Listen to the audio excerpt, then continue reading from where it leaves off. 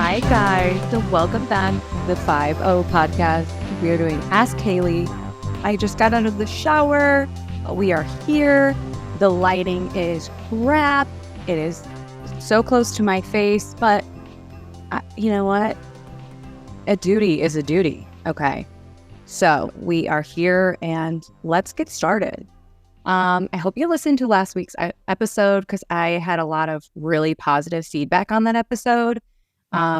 I think it really answered a lot of questions, and one because a lot of people asked me similar things. So I hope that you got a chance to listen to that.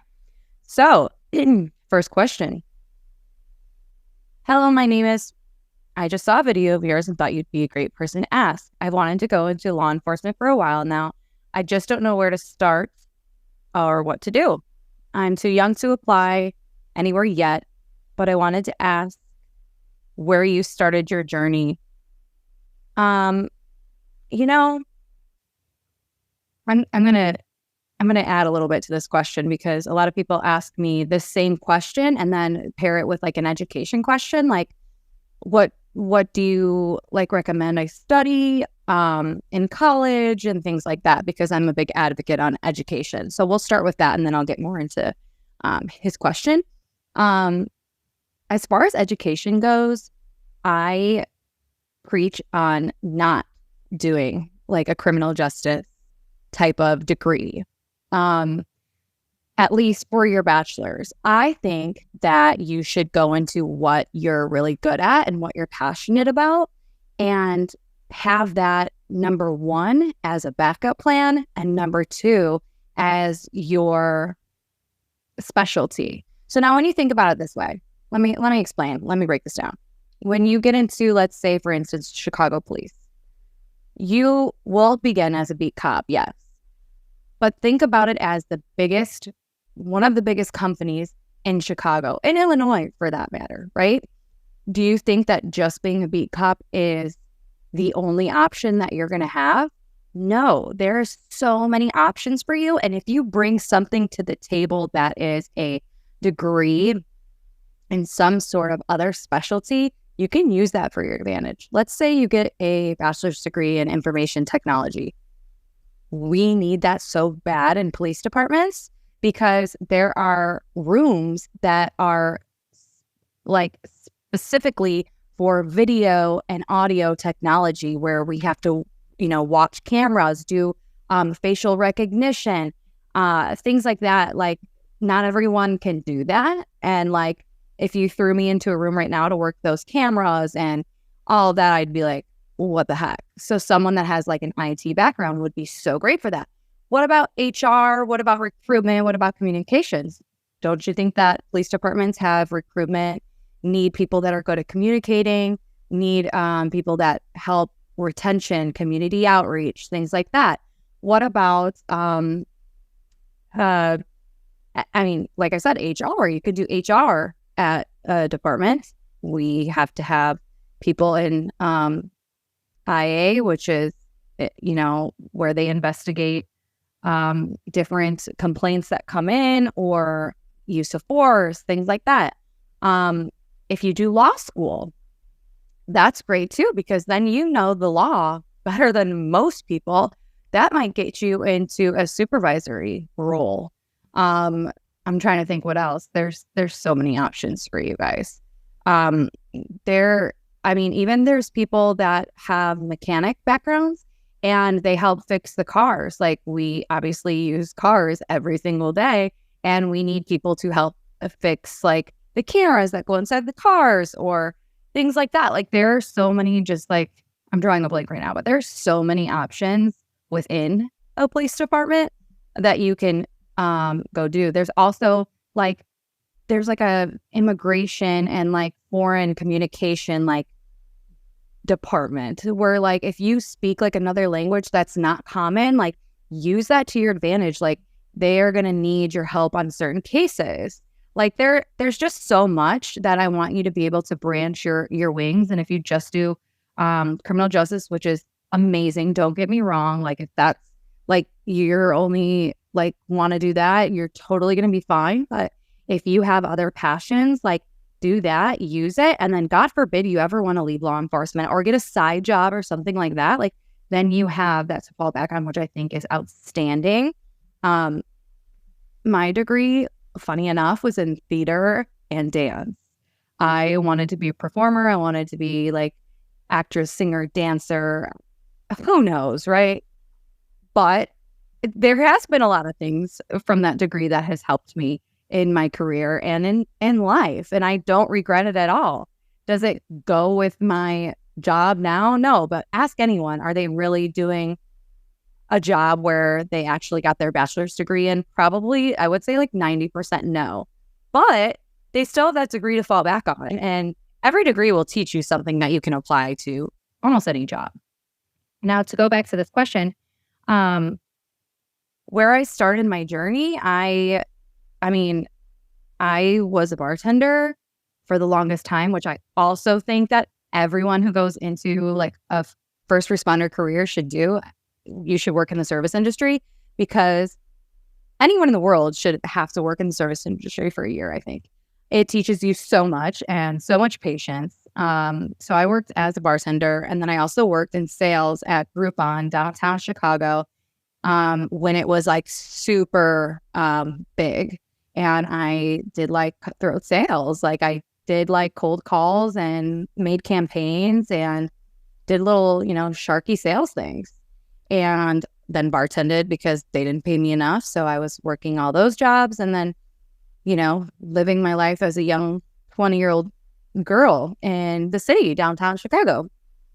I wasn't fully fulfilled. My cup wasn't full. And my dad was a police officer. And like you, it was always something that I was interested in. But it seems like you know exactly what you want to do, which is great. I didn't know that it was exactly what I wanted to do.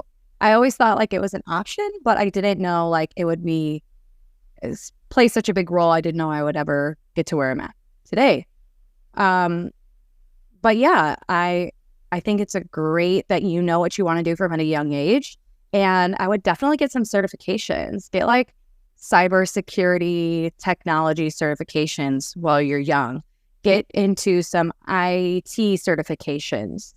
Do like things that make you stand out. Now that you're young, by the time you apply, you can really stand out. So take this as like an awesome opportunity for you that you know what you want to do from a young age where most of us didn't, like me.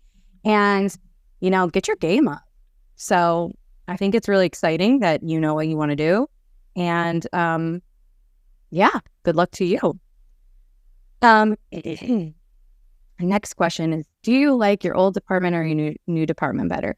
So I refuse to talk negative about anything, but I will state like some facts that are different.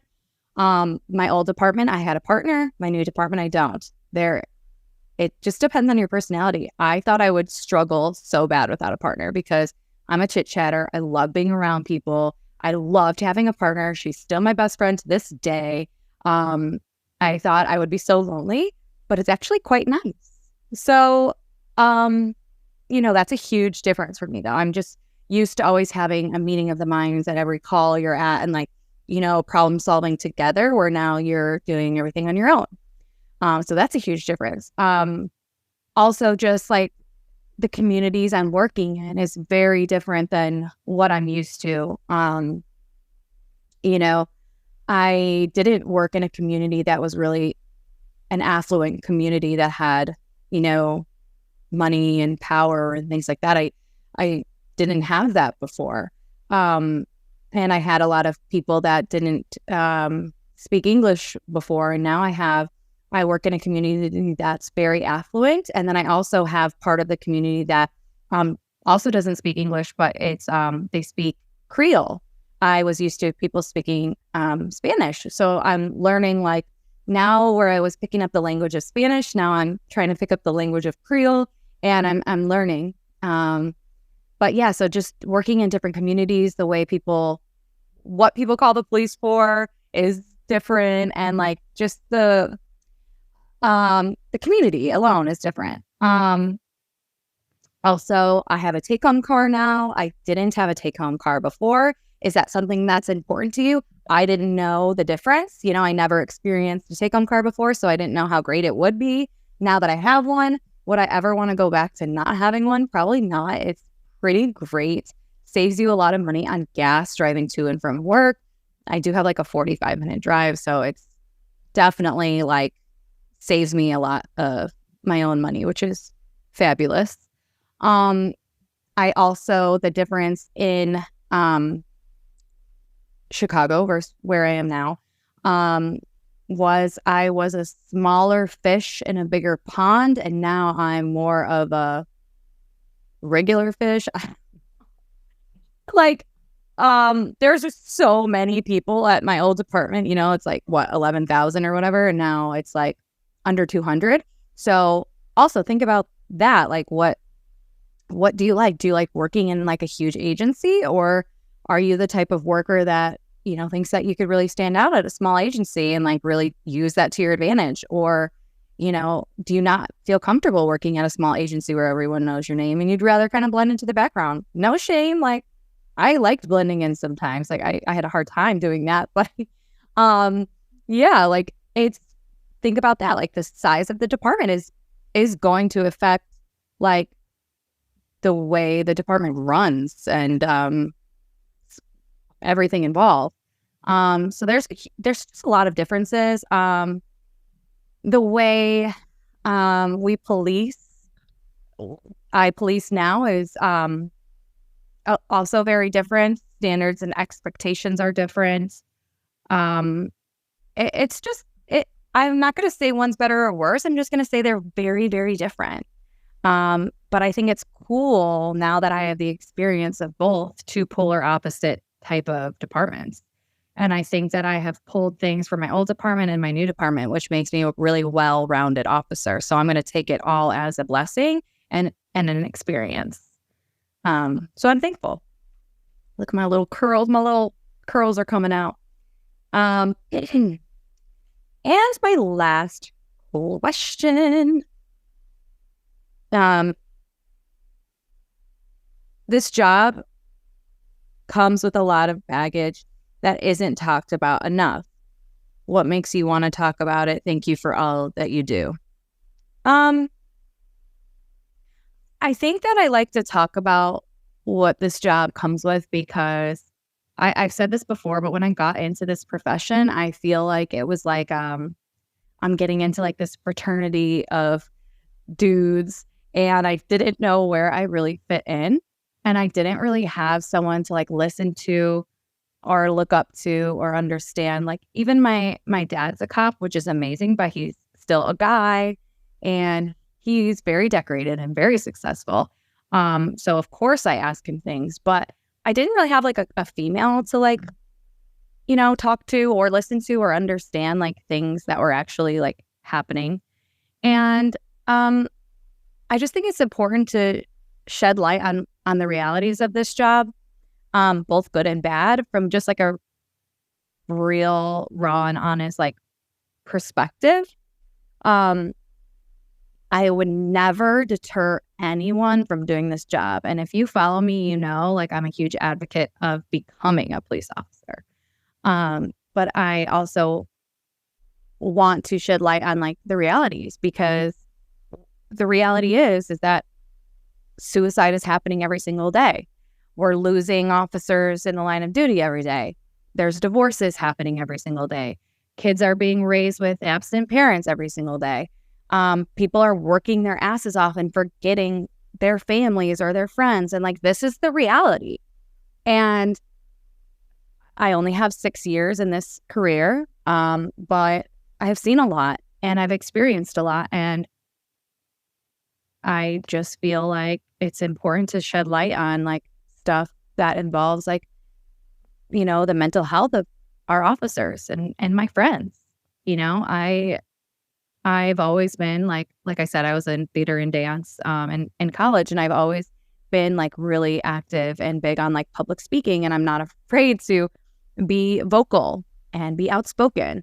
And I'm just using that in a different light now. And I hope that I can be a person that someone, man, woman, whoever, feels comfortable to go to and ask raw and honest questions. Because when I was going through the whole process, even to this day, like, I feel like there isn't that many people I could just reach out to and be like, hey, are you experiencing this? Like, how do you feel? Like, am I the only one? And I want to be a person that someone can go to and kind of just talk to openly and comfortably. And I just want to be, a sounding board for people who may have experienced things that I have or not, and just tell them that they're not alone. So yeah, that's it for today, guys. I'm going to Chicago this weekend. I'm so excited. I miss my mom and my dad and my friends so much. We have amazing things lined up next week. And I'm just really thankful for all my listeners. And I really appreciate you guys. When I started this, I didn't know where it was going to go. And I still don't know where it's going to go. But I appreciate the love and the support. And if you ever want to be on, please message me or co-host. Like, it would be so fun. Like, I'm totally open to wherever this goes. And I have so many amazing people lined up to interview on this podcast. It's just everybody has crazy schedules, including me. So we're all just trying to figure it out. Man. So thank you guys. And I pray for you every single day, for your safety and for you to come home. And don't forget, family first, job second. Love you guys.